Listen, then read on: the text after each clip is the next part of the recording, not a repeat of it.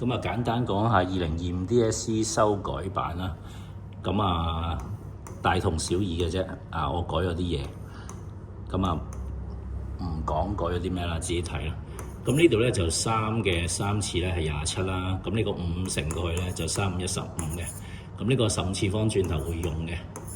over 咧3嘅呢個擺落去啦，4次方啦。跟住 y 咧-2乘4啦，就即係-8次方啦。